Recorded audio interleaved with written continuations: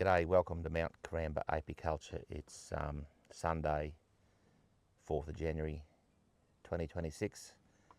Happy New Year. I was asked by the Varroa people up in Queensland a few months ago just to do a quick video on lessons learned, I guess, with dealing with Varroa for almost 18 months now, a couple of months shy off 18 months. So rather than use the video I did for them, I just thought I'd do another one. So lessons learned in the last 18 months. I've got about 100 hives. I'm at Nana Glen, just west of Coffs Harbour in New South Wales. And this is directed at Aussies, I guess, so I'm in Australia, but that's roughly where I am. I've had Varroa in my bees since August 18, 2024. I remember the day very well. I often get asked about what costs are associated with Varroa. So my main cost is the time it just soaks up to deal with it. Checking bees, monitoring hives, keeping records, there's definitely a cost there. And if you're scaled up a little bit and you've got a few employees, then you need to factor that in. In terms of actual treatments, I've used Varroa once through all my hives back in April this year, and that's the only synthetic treatment I've used that's cost a lot of money. I'm using oxalic acid, which is, I make up the strips myself, and it's relatively cheap, so that's not a big cost. So it's mainly time in monitoring and checking and staying on top of things, which is the main cost. I'm also using green combs to trap mites, but they're a $6 outlay per frame, and they're reused all the time. So once you've got that outlay, there's no real ongoing cost with them. I had to use Varroa in April this year because I was monitoring and keeping on top of my mite counts. I could see they were going up and up and up, and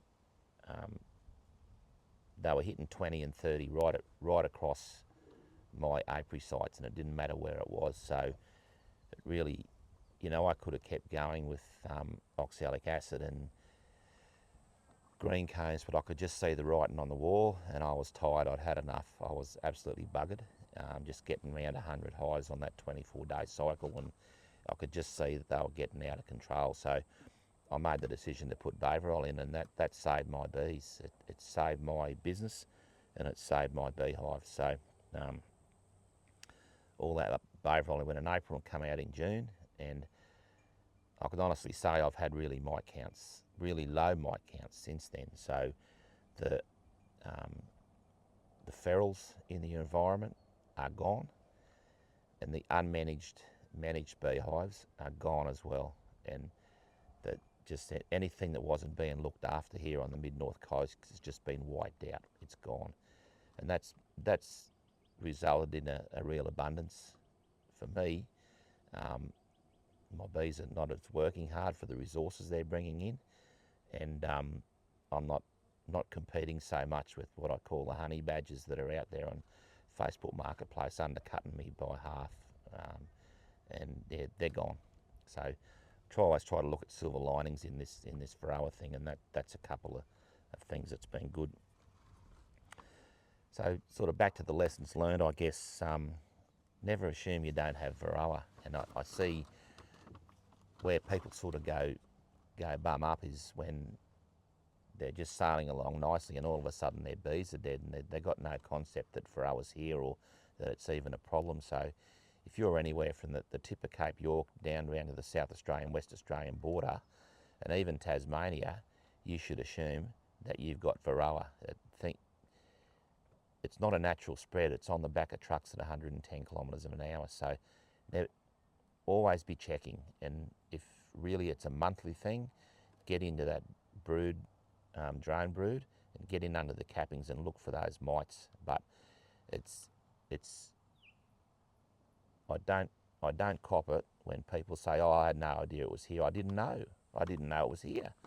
I heard it was nearby, but I had no idea it was near here. you've got to assume you've got it and get into your hives and look and look and look. Once you've got Varroa, always know your mite loads. So you don't have to check every hive every month, but I've got around 100. I'm probably doing maybe a quarter or a third of my hives every month. So I know the general trends of what's going on with my mite loads, and I can honestly say that since June this year, I've had really low mite counts, zeros, ones, twos, the odd three, but everything's been really low. We're not getting the reinfestation, and we just haven't hit that summer peak yet. So, but because I'm checking every 24 days when I swap my green combs, I'm right on top of my mite loads, and I know exactly what's going on. If you don't, then you're going to have trouble. Pick a monitoring method that's reliable and repeatable. So personally, I use an alcohol wash, 300 bees in alcohol, and I do the same thing every single time. So if you're skipping from testing method from one method to another, then you're going to struggle. Don't use sugar shakes; they do not work. Don't use sugar shakes; they will still kill your bees, and they don't work. I know of a few beekeepers using fogging with oxalic acid and putting sticky mats in, and that's working for them, and I accept that it is, but I haven't got time for that sort of stuff, and so I'm just sticking with the alcohol wash. Soapy water just works just as well, so you can do that as well. So yeah, pick a reliable, consistent method and keep using it. If you can't bring yourself to kill 300 bees in a wash, you should be thinking about doing something else. It's losing those 300 bees, which is nothing in the summer here. You're keeping tabs on your mite loads, and you're looking after your bees. So use those methods that are reliable and repeatable. There's an IPM pyramid, and if I'll leave some links down below to varroa.org.au, and there's lots of information in there about how to deal with Varroa. That's not what I'm doing here today. Use the Varroa IPM pyramid. Start from the bottom and work your way from the top. So use all the options that you've got in that IPM pyramid. If you can get by with if you've got 2 or 3 hives, you can get by with brood breaks and a bit of mite trapping, then good on you. I haven't got a problem with that. But if you've got any number of hives and you're relying on your bees for an income or part of an income, in the first year or two, that build up and reinfestation phase, you're probably going to have to use synthetic miticides, and don't let your bees die.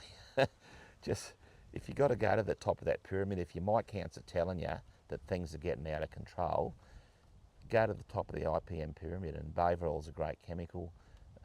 Apivar if you haven't got honey supers on. So look at those things. It's the temperature dependent treatments like thymol and Formic Pro, you're going to have difficulties with here most of the year. It's just too hot to use them. So if you got mite loads kicking up, then you're really limited to Varroa up here. Just do whatever you got to do to keep your bees alive in this first year or two. Don't let your bees die.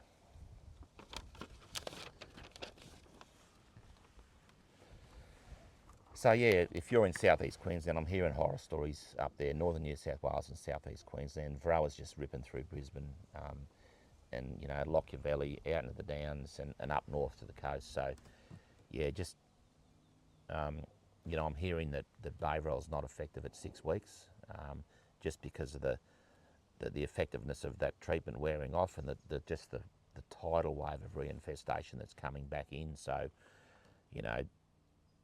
read between the lines, but do what you got to do to keep your bees alive. Get them through the first year or two, and you can always go back from being, dependent on those synthetics to go back to being organic again. And I'm hoping to head there this year if I can keep my mite loads low the way I'm working and avoid a an end of summer Varroa or a synthetic treatment, then I'll be pretty happy. But if I still have to do it, I'm looking at other options, but I still have to do it, I'll do it because I'm making a living out of this and I don't want to lose my bees. It's my job to keep my bees alive. Don't die on the treatment-free natural beekeeping hill. If you don't do some sort of intervention in this build-up and reinfestation phase, your bees will die. There's no magic queen going to come along, or you're just not going to find that resistant bee or that resistant swarm. It's not going to happen. Your bees will die. So, you know, the three main grifters in Australia that are pushing treatment free, two of them have lost all their bees already, and then another one's going to lose his bees as soon as Varroa starts spreading around Melbourne. He's been on and said he's going to lose his bees. So treatment free and natural beekeeping is not the answer in the build-up and reinfestation phase.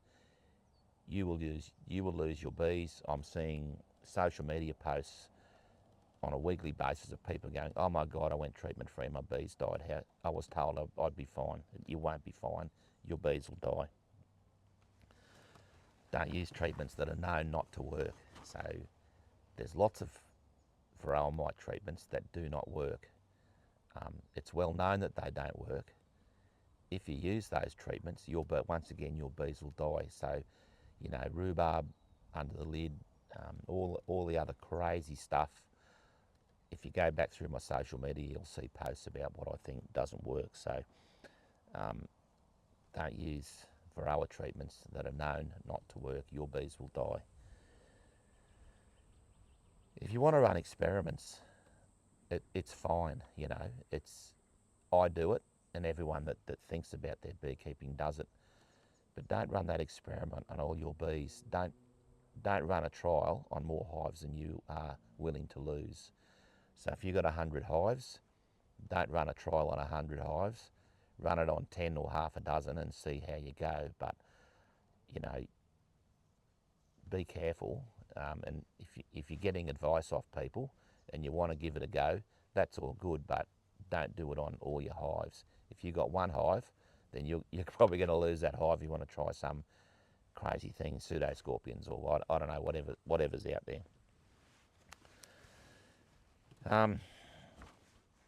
What we saw up here at the peak of summer and going into autumn up here was that untreated hives or unmanaged hives are lasting about 6 months. So you see over and over, oh yeah, bees will stagger on for 2 or 3 years. They won't. They'll be gone in 6 months. And in southeast Queensland, I'm seeing or hearing about bees disappearing even quicker than that. So yeah, don't think you've got a couple of years to sort it out. You've got about 6 months. Try and, if you got, you know, 3 hives or 25s, or even like me with 100 hives on a beekeeping minnow, it's unlikely I'm going to identify that hive with resistant genetics. So I'm leaving that to the queen bee breeders. That's their job, and it's not my job to find resistant bees and save the world.